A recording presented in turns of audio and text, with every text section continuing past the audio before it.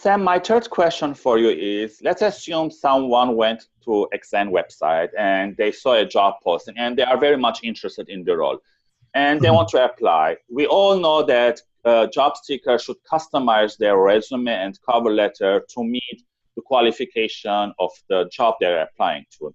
So do you have any tips for people applying for jobs in terms of customizing cover letters or resume, what they should really read and show you in the resume? So I like to take the summarized and focused approach. And in staying true to that, I would say be focused. So I like the RIBS model, for example, in terms of focusing communication and information. The RIBS model stands for make sure that the information that you're communicating is going to be relevant, impactful or inevitable, believable, and simple, as in right to the point. So make sure that your resume as an applicant and a candidate communicates your brand well and that you're speaking to the job requirements. Generic resumes don't necessarily go very far, and they don't get you far. And if the resume does happen to get you far, I would, start to question other things. Also add some flair to your application. So if you're applying to a company, prove that you've done your research. And there are many ways that you can do that by inserting little tidbits of information that connect with the organization, information that you obtain on the website, information that you've done through research, information that you've obtained through informational interviews that you've conducted with individuals. Be mindful in terms of your informational interviews.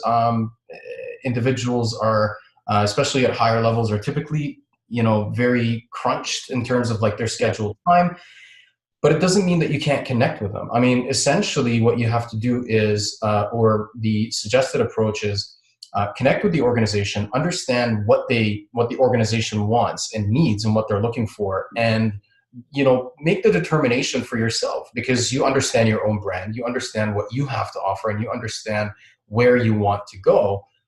Make sure that you communicate and convey that well to the organization that you want to connect with. So also, I like to have fun with things sometimes, and I absolutely love it when individuals do that. So doing little tidbit things such as using the color theme or scheme on their resume, or the template that the company uses on their website from on their resume. It's definitely attention grabbing.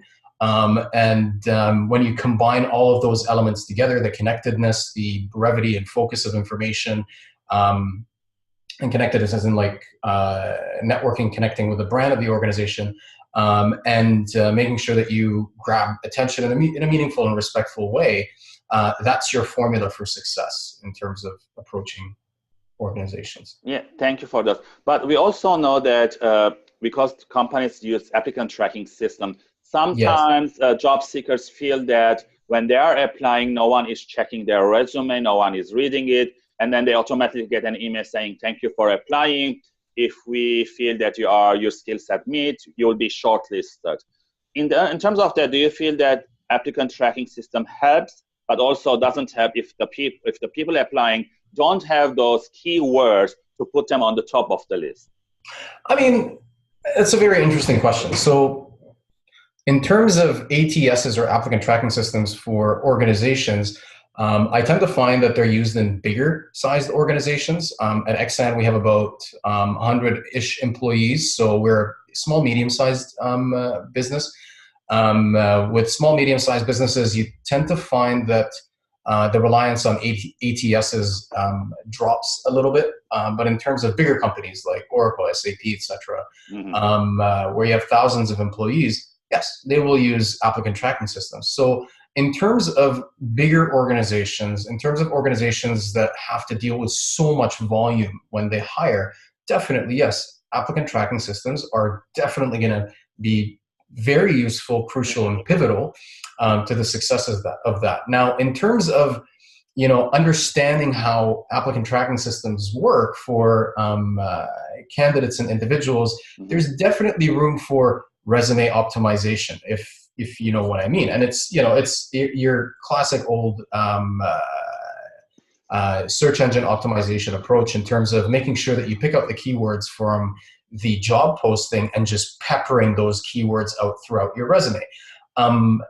You know, does that, so at the end of the day, can you optimize or in a way game the system? Yes, but do understand that at the end of the day, someone is going to review your resume. So yeah, you can overcome that hurdle or whatever, but at the end of the day, you're going to have to, you know, face the music, so to speak, in the sense that, you know, the skill sets that are required are going to be there. And, you know, repeating keywords can only get you so far. Yeah, totally agree. Again, thank you for those 2 tips, Sam. So if you like Sam's tips in terms of cover letter and resume, please like and share this video. Leave your comments below if you have any questions. We'll be more than happy to answer them. Subscribe to my channel and tune in tomorrow for another question with Sam.